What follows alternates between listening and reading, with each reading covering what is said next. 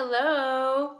Hi, everybody. Nika here with your daily nugget of information. It is Friday Junior, so it's going to be an interesting one. I highly advise, this is your trigger warning. If you're a very sensitive individual, if you are closed-minded, if you are probably a guilter, this video is not going to be for you, babe. It's not going to be for you. Honestly, I prefer don't subscribe, don't watch unless you are open-minded, unless you question things that don't make sense. And remember, these are my theories. These are my own opinions. So I'm allowed to have those and you are allowed to disagree. But if you're going to disagree, make sure that you do so respectfully, because I'm not going to allow betas or incels to just take over the comment section, right? I'm just gonna wait a couple of minutes. I've noticed that when I am going live,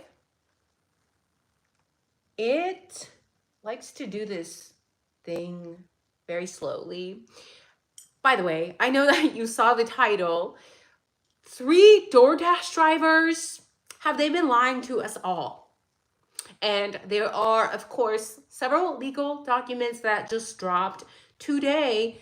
I'm going to do my best to cover all of them as much as I can in this short video, of course. Now, I wanted to start the video with a very interesting comment that I saw today while I was at work. So I took a screenshot.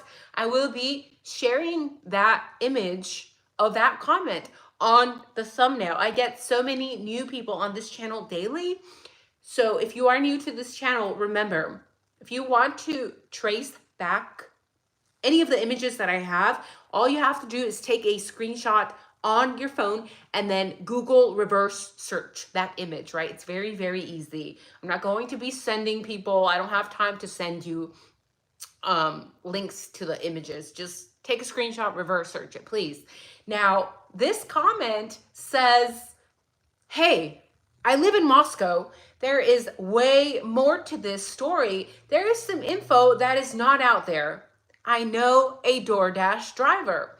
There were 3 DoorDashes to that house that night, which I am assuming that this person is referring to multiple drivers, multiple food deliveries to 1122 King Road on the night of November 12th into the early morning hours of November 13th. The driver said the first delivery was completely normal, but during the second delivery, a man met her at the door and she immediately got chills and knew she had to get out of there. I know the person who dropped off the food. This was messaged to me. Cannot attest to the truth. Of course, this is just a message that, again, I will share that message on the thumbnail. No way to verify if this is true or not. That being said, we know that a lot of locals know each other, have connections. This is a very small community. It is a small town. So I find it very interesting. Of course, we're going to entertain the theory of multiple DoorDashes, right?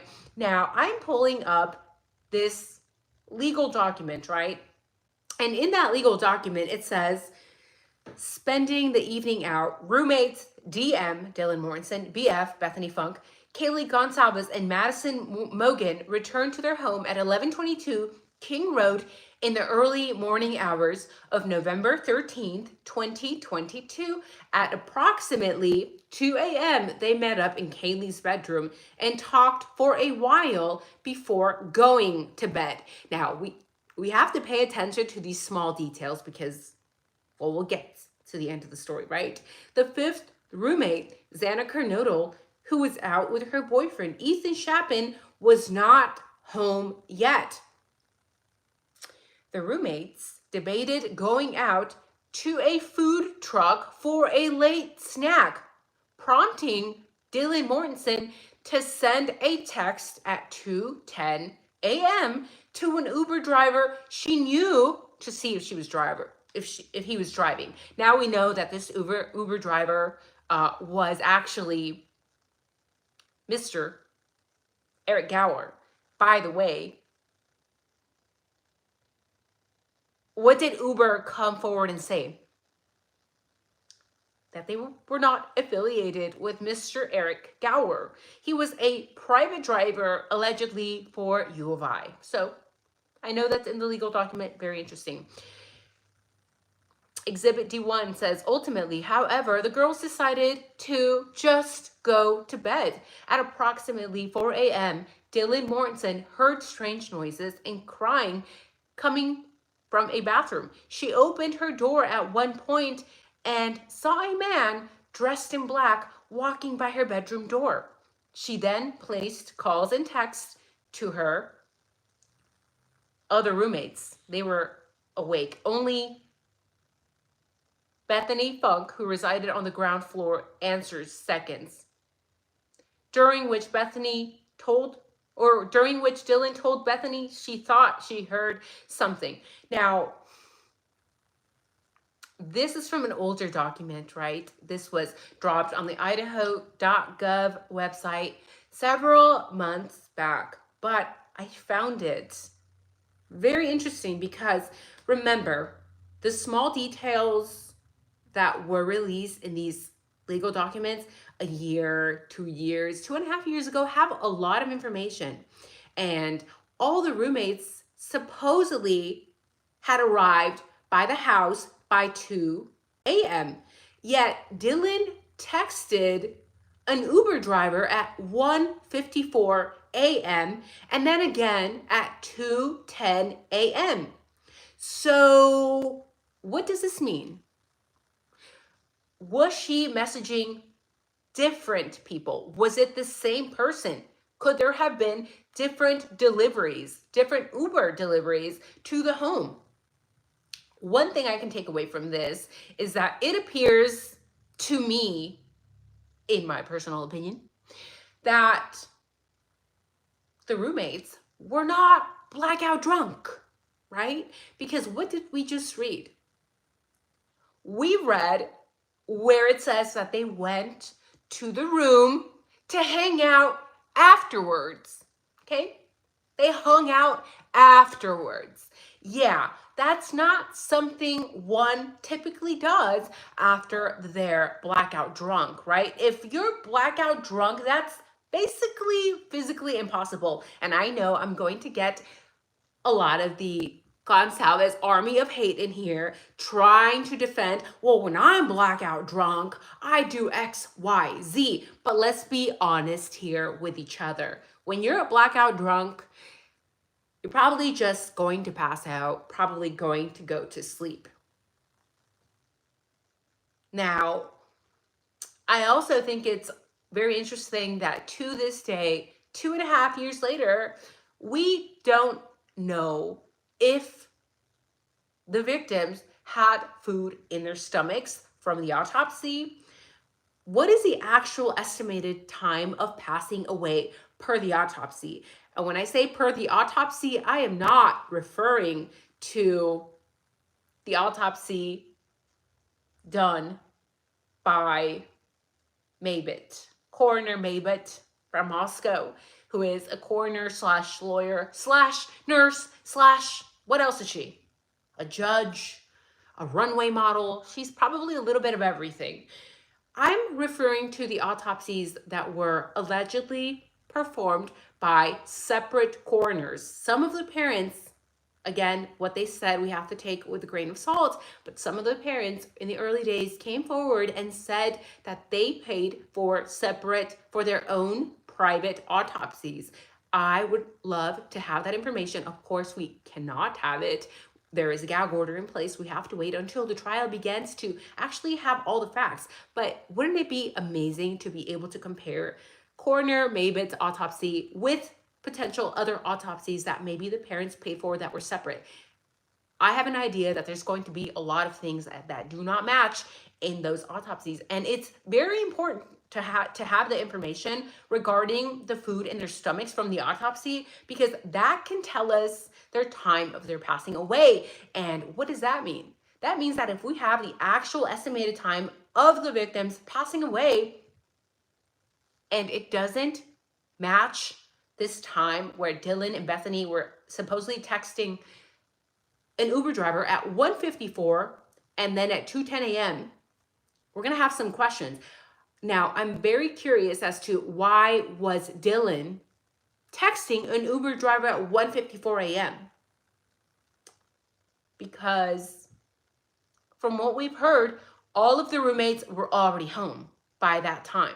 So why are you texting? Now, some people have speculated, and in this legal document, they mentioned that the girls were going to be getting some more food out. But I think that's really strange, because some of the girls had just gotten back from getting food. We have seen images of them at the grub truck. We have all seen the boxes of food, the bags of food that were in the trash found at the crime scene. Jack in the Box. Did they even test that? Again, we have to question the investigative techniques of Moscow PD and of the FBI agents, or I guess lack thereof investigative techniques, because again, this is an investigation that was very flawed. We have seen cops, we have seen everybody enter 1122 King Road. They are not wearing booties. We have all seen the legal documents where the investigators said that they didn't even test the bed frame. The bed frame of where two innocent young women were found unalived, where one would assume that maybe, just maybe, the assailant or assailants could have left some sort of DNA. That was not tested. We have seen the cops grab the jacket that belonged to Maddie that was found on the fire hydrant, just tossed aside. We have seen the investigators throw unprotected mattresses covered in fluid on the back of trucks. We have seen them put things that should have been carefully packaged to be tested by a forensic lab, just thrown in the back of a U-Haul. And I understand this is a small police department, but there were resources provided by the state. There were resources provided by politicians. 1 million for the investigation and 1 million towards the university. So why not use those resources, right? Now, I personally have always found it very strange that Kaylee came back for the weekend. She was gone, she came back for the weekend, and this happens. I have said it from day one. The two girls who lived at 1122 King Road, and I'm referring to Dylan and I am referring to Bethany, they were very sketchy since day one. That's my opinion. You can agree or disagree. And it also feels odd that the parents of the victims seem to believe their stories. We have seen Mr. Gonsalves side with Dylan and Bethany heavily. Although we have all reviewed the 911 call that sounds extremely strange, makes zero sense. And yes, Bethany has not spoken yet, but Dylan Mortensen's story is very, very wonky. And when we go back and analyze that footage of Maddie and Kaylee at the grub truck, to me, they do not look like they are blackout drunk.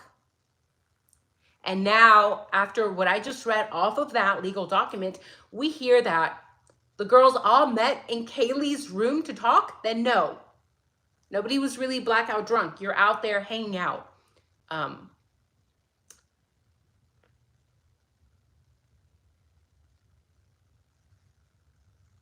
Even though they went to Maddie's room to sleep.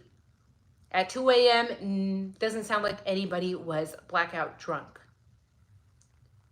So, is it possible that there could have been several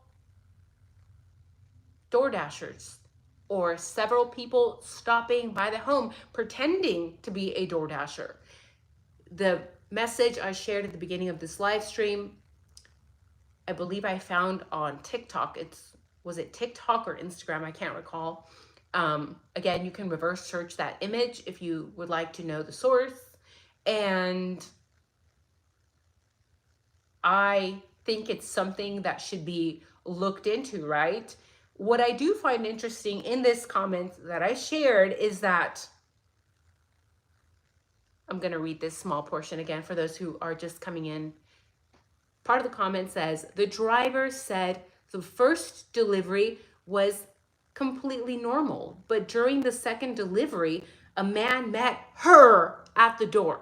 Okay, they said her. We know of one driver, and it is not a her, babe. It is a he. It is Eric Gower, who I have shared my opinions of Eric Gower. It's a strange man. He's a strange man who has bragged about stalking women on that Facebook. He's sharing their coordinates to young women who are hiking on their own in Idaho.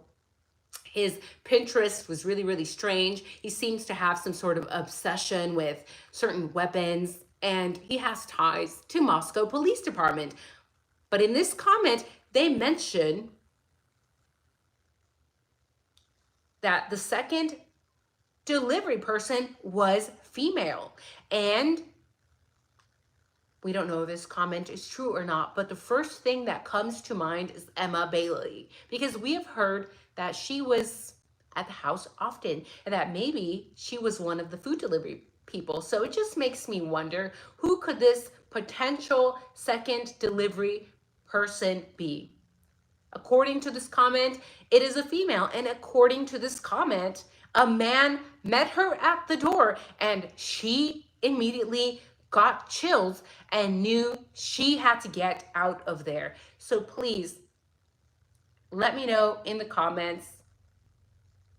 And if you are in the chat now, you can also let me know in the chat, who do you think is this potential other delivery person who, according to this comment, is female?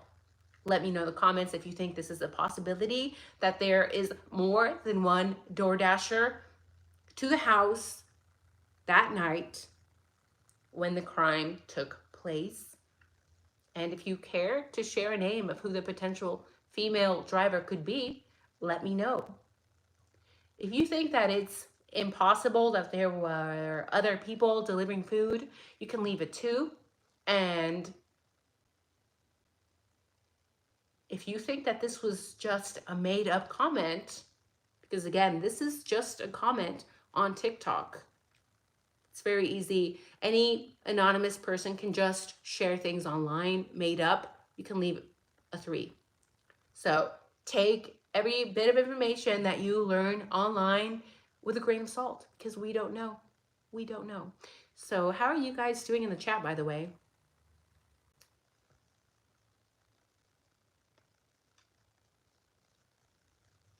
Hi, Hoppers. Hoppers is like always the first one. And hi, Hoppers. Hi, Zyra. Hello, Rise of the Phoenix. Hi, Amanda.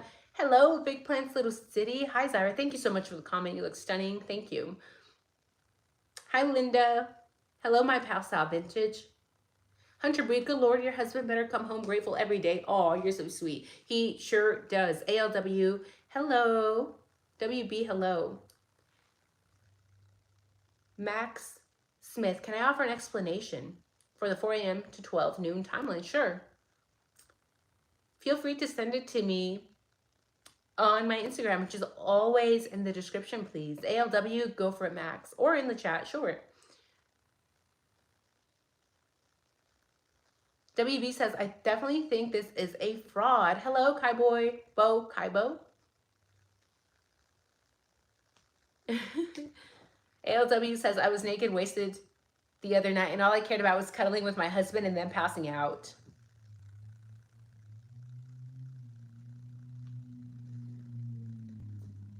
Max Smith, a lot of us agree with your timeline, right? A lot of us believe, myself included, that the crime was committed much earlier on. I personally believe it was committed 1 to 2 a.m.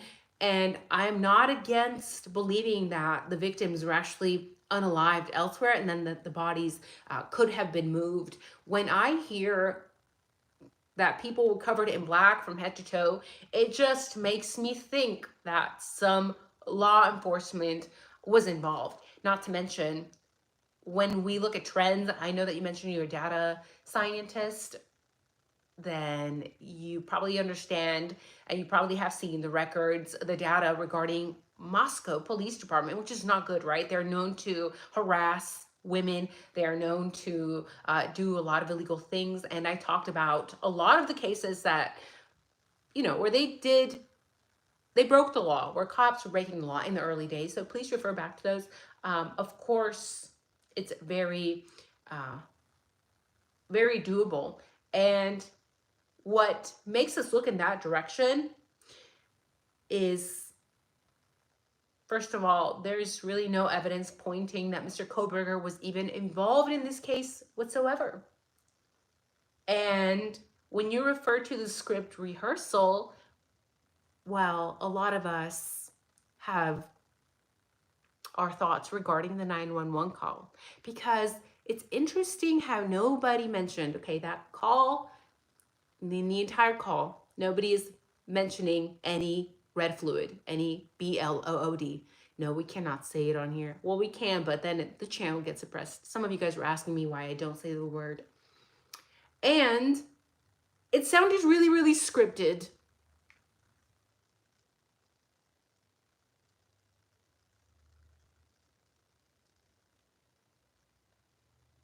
So thank you guys for joining me in today's live. I don't have too much time today. We've already been here 25 minutes. My goodness. Thank you guys for joining. Make sure to vote in the chat, in the comments. A couple of you guys asked me if I still have some of the hair oil that I made, my grandma's recipe for hair. I do have, I think I have 3 left from the batch. If you would like some, reach out to me on my Instagram and I'll send some your way. So thank you guys for joining me. Have a wonderful day. And thank you guys for the Cash Apps. I have been buying a lot of coffee to get me through this week. So I appreciate it, guys. Take care.